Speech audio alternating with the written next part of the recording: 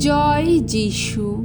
প্রথম পাঠ শিষ্যচরিত হতে আজকের বাণী পাঠ ৩ অধ্যায় ১ থেকে ১০ পদ। যিশুর নামে পিতর এক জন্মখঞ্জকে সুস্থ করে তুললেন। একদিন পিতর ও যোহন বিকেল ৩টের প্রার্থনায় যোগ দিতে যখন মন্দিরে যাচ্ছিলেন, তখন একটি লোককে সেখানে বয়ে আনা হচ্ছিল। জন্ম থেকেই সে ছিল খোঁড়া, এবং মন্দিরে যারা প্রবেশ করত তাদের কাছে ভিক্ষা চাওয়ার জন্যে তাকে প্রতিদিন সুন্দর তোরণ নামে পরিচিত মন্দির দ্বারে বসিয়ে রেখে যাওয়া হতো।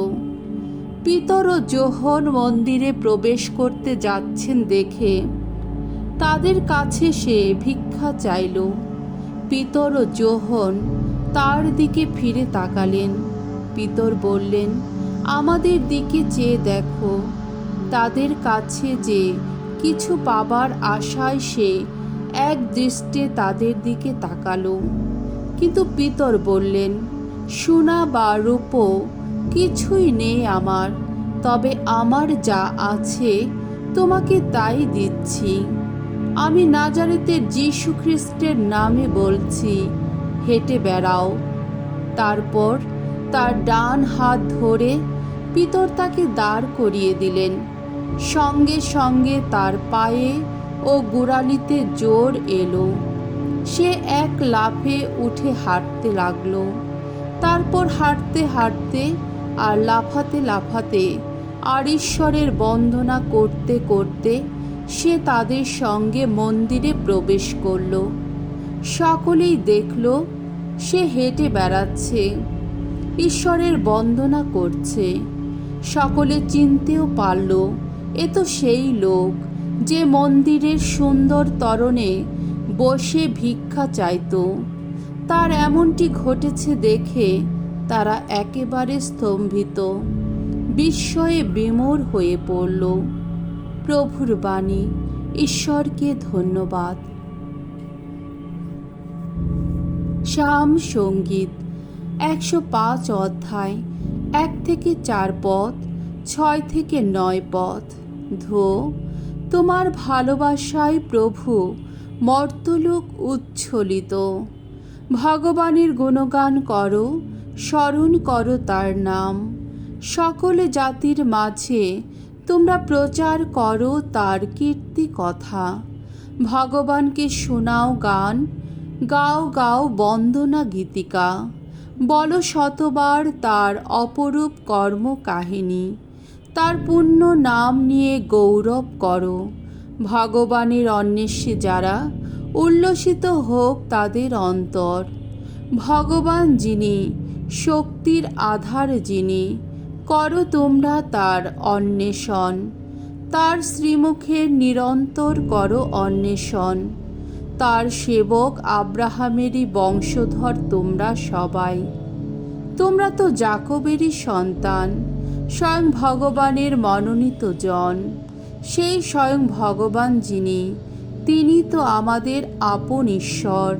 সারা বিশ্বে সক্রিয় তার ন্যায় বিচারক। তিনি তো সর্বদাই মনে রাখেন তার সেই সন্ধির কথা। সহস্র প্রজন্মের উদ্দেশ্যে বিঘোষিত তার সেই অঙ্গীকার। আব্রাহামের সঙ্গে সম্পাদিত তার সেই সন্ধির কথা। ইসায়াকের প্রতি উচ্চারিত তার সেই শপথের কথা। বাণী বন্দনা। জয় মৃত্যুঞ্জয়, জয় তোমারই জয়। এই তো সেই দিন, ভগবানের বিরচিত দিন। এসো, আমরা এই দিনে আনন্দ করি, করি উল্লাস। জয় মৃত্যুঞ্জয়, জয় তোমারই জয়। মঙ্গল সমাচার। লোকরচিত মঙ্গল সমাচার ২৪ অধ্যায় ১৩ থেকে ৩৫ পদ।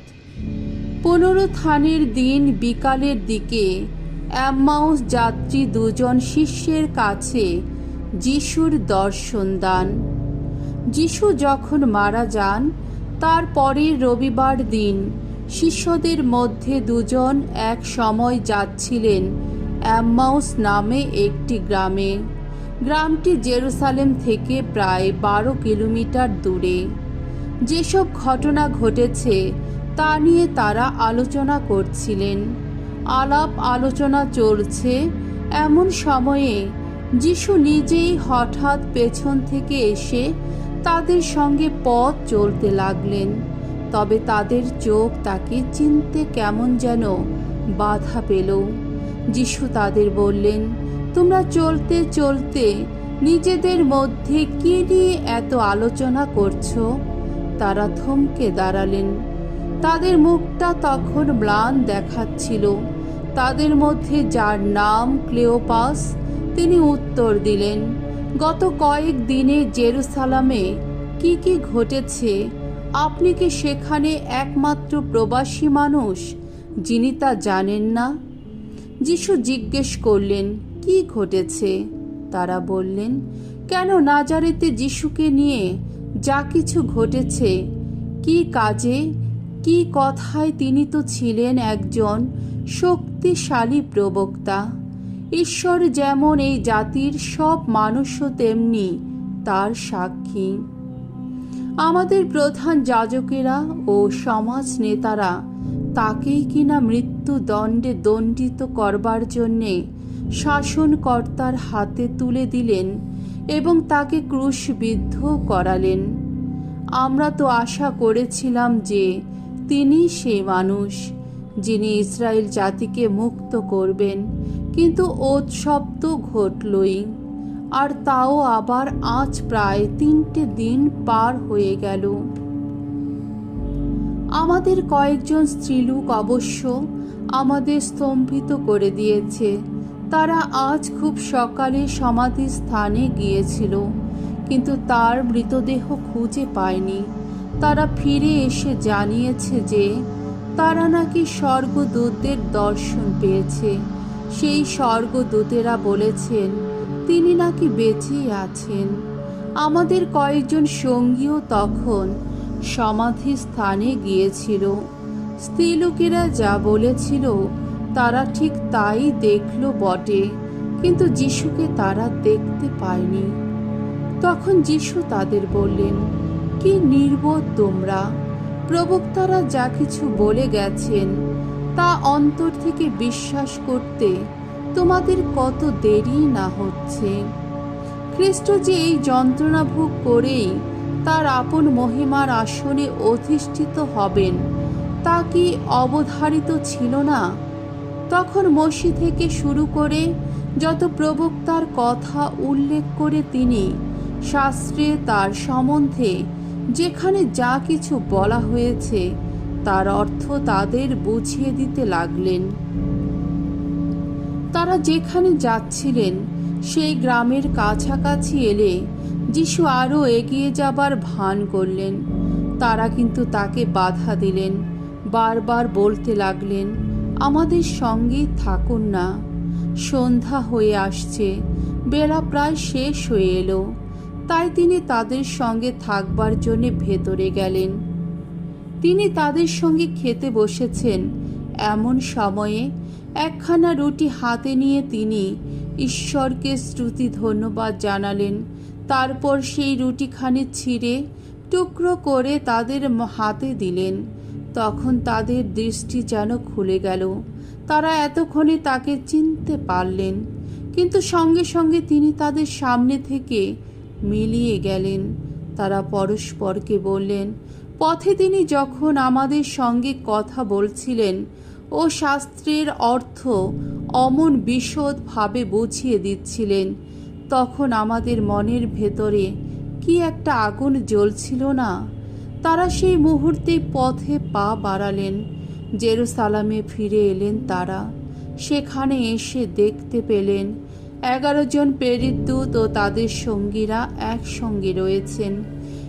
এরা তাদের দুজনকে বললেন, হ্যাঁ, কথাটা সত্য, প্রভু পুনরুত্থিত হয়েছেন। সিমনকে তিনি দেখাও দিয়েছেন পথে কি কি ঘটেছিল আর কিভাবে সেই রুটি ছেঁড়া দেখেই তারা যিশুকে চিনে ফেলেছিলেন। দুজন শিষ্য তখন এই সব কথা সকলকে শোনাতে লাগলেন। প্রভুর মঙ্গলময় বাণী। খ্রিস্ট প্রভু তোমার প্রশংসা হোক।